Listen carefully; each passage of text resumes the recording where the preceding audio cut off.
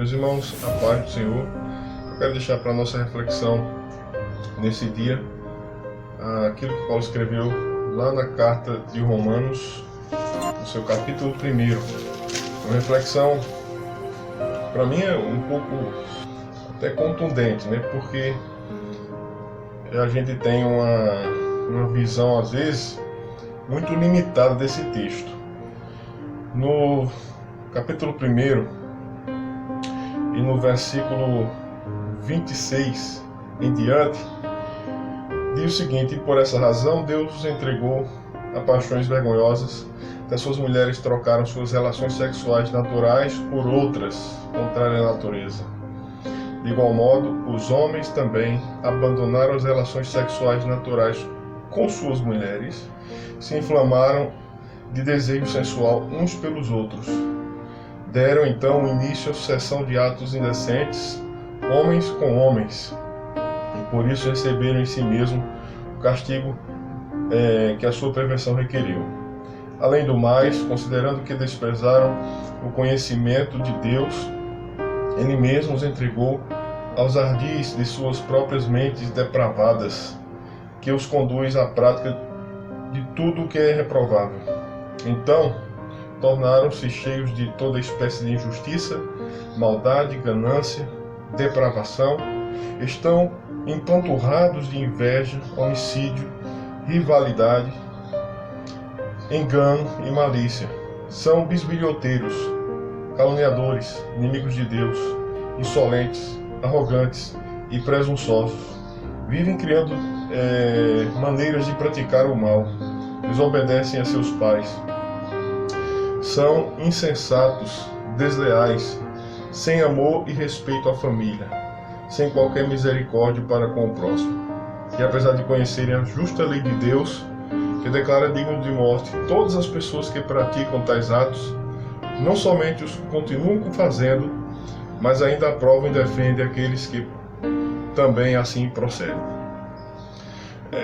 O que me chama muita atenção nesse texto aqui, nos comentários que sempre escuto acerca desse texto e nas posições e nas exposições que nós temos nessa passagem. Esse texto é muito conhecido. Ele é um texto que basicamente é um referencial quando vai se tratar da questão da homossexualidade. E é justamente aí que chama a minha atenção. A maioria das pessoas faz a análise desse texto como se todo o texto fosse voltado apenas contra os homossexuais. E o que acontece?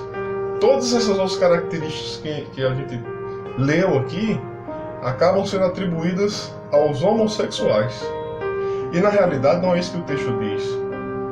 A homossexualidade, aqui dentro desse texto, é apenas mais um pecado cometido pelos homens que se esqueceram de Deus, segundo os versículos anteriores. Que o Deus que se revelou a eles, o Deus que se revela através da própria natureza, o Deus que se revela através das obras que se tem feito, como Paulo diz, tudo que de Deus se pode conhecer, Ele lhes revelou. Esse lhes revelou não é aos homossexuais, é à humanidade. Foi revelada à humanidade. Mas a humanidade não se importou de ter conhecimento de Deus e por isso Deus os entregou as perversões do seu coração. Certo? Percebam que existe uma interpretação muito forçada que quer trazer todo esse capítulo apenas para os homossexuais, na maioria das vezes que eu vi, se não absolutamente todas as vezes que eu vi a exposição desse texto, falar violentamente contra os homossexuais, mas se esqueciam de dar ênfase a todas as outras espécies de pecados que estão relacionados aqui, praticados pelos homossexuais, mas também por pessoas heterossexuais e por toda a humanidade, na verdade, porque aqui está falando de uma humanidade caída.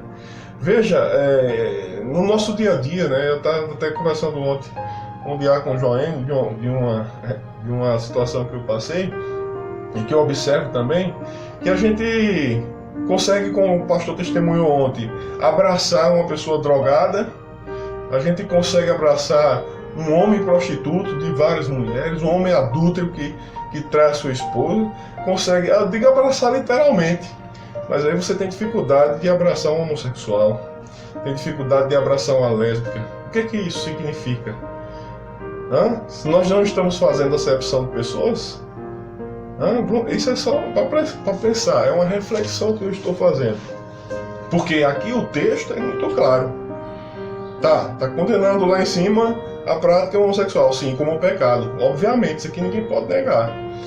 Por outro lado, também condena todos que cometem toda espécie de injustiça, toda espécie de maldade, toda espécie de ganância, ou de depravação. Aqui também fala daqueles que estão empanturrados de inveja. Se existe invejoso, o invejoso está no mesmo nível, certo? Está no mesmo nível. Se existe aqui homicidas, se há rivalidade, se alguém tem uma rivalidade com alguém, está no mesmo nível. Se alguém é enganador, se alguém engana outra pessoa, você tem um carro para vender, você tem uma casa para vender, que tem um defeito, que tem um problema, você sabe do problema, você maquia o problema para vender como se fosse bom, uma coisa que é ruim. Está na mesma situação, meu amigo. Está na mesma situação.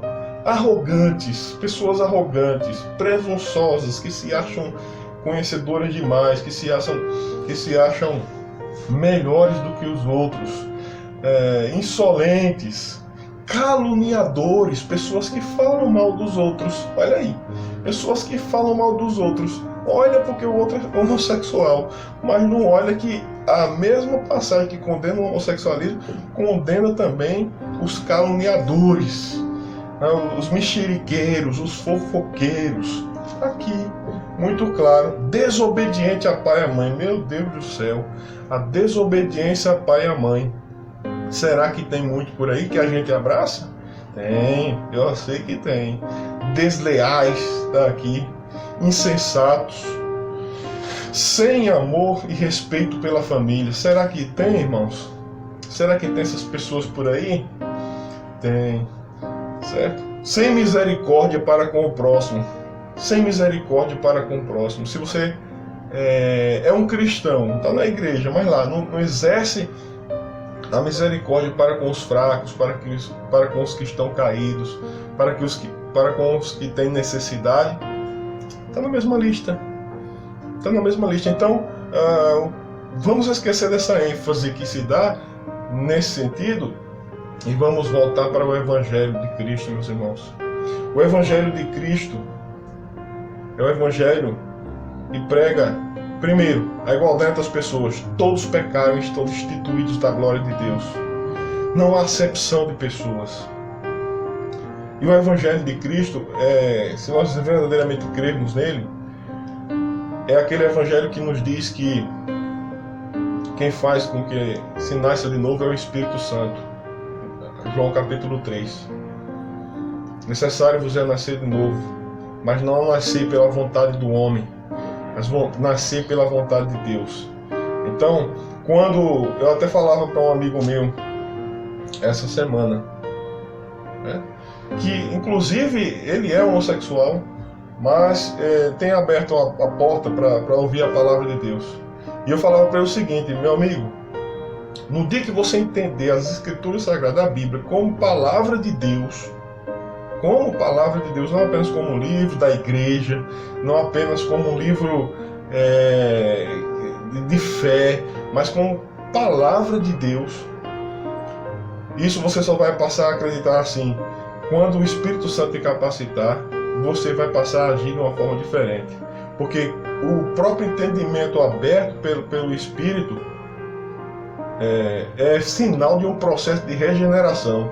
E regenerar é transformar a tua e a minha natureza caída numa natureza segundo os propósitos e a direção de Deus. Então, não vou ser eu que vou fazer esse processo, porque eu não tenho capacidade de operar em minha regeneração. Quem opera é o Espírito Santo. E no momento que ele opera, o prostituto deixa de ser prostituto, o ladrão deixa de ser ladrão, o homossexual deixa de ser homossexual, porque todos vão passar a viver de acordo com os propósitos da palavra de Deus que ele crê. E a partir do momento que ele crê nessa palavra, essa palavra transforma a vida dele. Mas aí é só a partir do Espírito Santo fazer isso. Não depende de mim e não depende de qualquer outro. Então, vamos, enquanto nós estamos aqui na terra, vamos amar quem quer que seja. Porque não existe um pecador que não seja alvo do amor de Deus. Não existe um pecador pelo qual Jesus não tenha morrido na cruz. Certo? Que Deus abençoe a tua vida, que faça essa reflexão. Se existe algum sentimento com relação a alguém por conta de algum desses pecados, eu enfatizei a questão do homossexual, porque esse texto é usado bastante nesse sentido, certo? Mas qualquer outro tipo de pecado que alguém cometa, qualquer outro tipo, nada pode nos fazer separar das pessoas, porque Jesus disse que não foi os santos, os justos que ele veio buscar, mas os pecadores para o arrependimento. E Jesus mesmo, nosso mestre amado e santo, ele foi taxado de amigo de publicanos e pecadores, porque vivia com todas essas pessoas para influenciá-las para o bem e para Deus. Que nós sejamos influenciadores ao invés de críticos e caluniadores de tais pessoas. Que Deus abençoe vocês. Deus abençoe a nós todos, em nome de Jesus.